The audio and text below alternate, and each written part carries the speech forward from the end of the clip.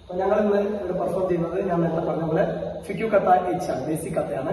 അപ്പൊ അത് നമ്മൾ ഹസീലിനെ ഒന്ന് ക്ലിയർ ചെയ്ത് പഠിപ്പിക്കുകയും നിങ്ങൾക്ക് മനസ്സിലാക്കുന്ന രീതിയിൽ അതിന്റെ ആപ്ലിക്കേഷൻസ് ഒക്കെ ഒന്ന് പറഞ്ഞു തരികയും കൂടിയാണ് ഇവിടെ ചെയ്യുന്നത്. അപ്പൊ എല്ലാവരും ശ്രദ്ധിക്കാം. Ready?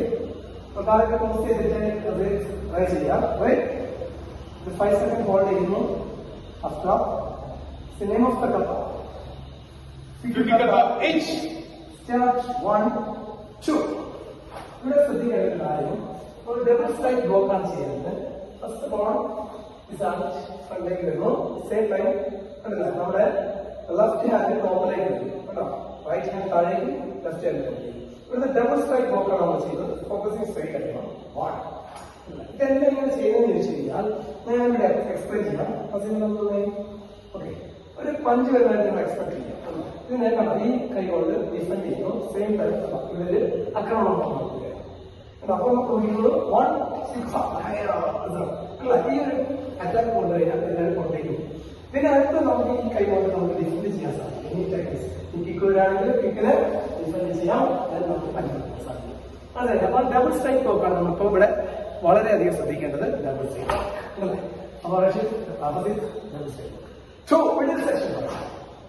Then again, down, opposite side, double side. അപ്പോൾ കൈ ഓപ്പൺ ചെയ്യണം. കൈ ഈ രീതിയിൽ തന്നെ നടക്കും കേട്ടോ.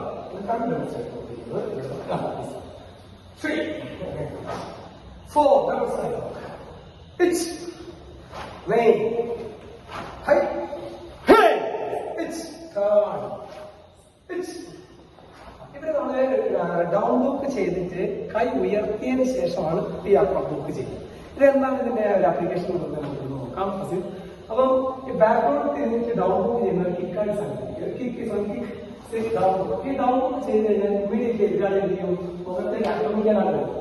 അപ്പൊ നമ്മളിവിടെ ഡൗൺ ബുക്ക് ചെയ്ത ഹാൻഡ് കൊണ്ട് സെയിം ടൈം ബ്ലോക്ക് ചെയ്തു മുന്നോട്ട് കയറിയ എതിരാളിയുടെ കഴുത്തിലേക്ക് ആക്രമിക്കാൻ ചെയ്യും. അപ്പൊ ഈ തരത്തിലാണ് നമ്മൾ ആ ഡബിൾ സ്ട്രൈക്ക് ബുക്ക് ഇങ്ങനെ നിന്നിട്ട് കൈ കട്ടിയിട്ട് അപ്പർ സെക്ഷൻ ബുക്ക് ചെയ്യും. ഓക്കെ,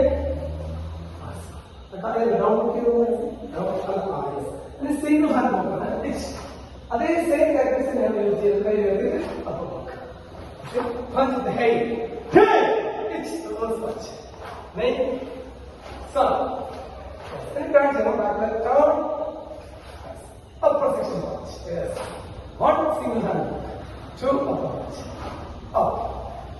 അപ്പോൾ നമ്മളിവിടെ എത്രയും പെട്ടെന്ന് ശ്രദ്ധിക്കേണ്ടത്, കുട്ടികളെല്ലാം ശ്രദ്ധിക്കേണ്ട കാര്യം എന്ന് വെച്ച് കഴിഞ്ഞാൽ ഇതിന്റെ ഡബിൾ സ്ട്രൈക്ക് ബ്ലോക്ക് ഞാൻ എക്സ്പ്ലെയിൻ ചെയ്തു. ഡബിൾ സ്ട്രൈക്ക് ബ്ലോക്ക് ചെയ്യുമ്പോൾ എതിരാളിയുടെ പഞ്ചിനെ ഡിഫെൻഡ് ചെയ്തുകൊണ്ട് തന്നെ എതിരാളിക്കുന്ന ആക്രമണം നടത്തുന്നു.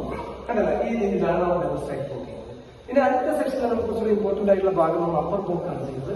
അപ്പൊ കിക്ക് വരുന്നതിനെ ഡിഫെൻഡ് ചെയ്യുകയും എതിരാളിയുടെ ആക്രമണത്തെ ആ സെയിം ഹാൻഡ് കൊണ്ട് തടയുകയും അടുത്ത ഹാൻഡ് ഉപയോഗിച്ച് കഴുത്തിലേക്ക് ബ്രേക്ക് ചെയ്യുകയും കൂടിയാണ് നമ്മൾ ചെയ്യുന്നത്. അപ്പൊ ഡൗൺ ബോക്ക്, ലെഫ്റ്റ്, അപ്പർ ബോക്ക്. അവസാനത്തെ 2 പഞ്ചുകൾ ചെയ്യുന്നത് ജോർദാൻ സുക്കികൾ ചെയ്യുന്നത് ഇതേപോലെ തന്നെയാണ്.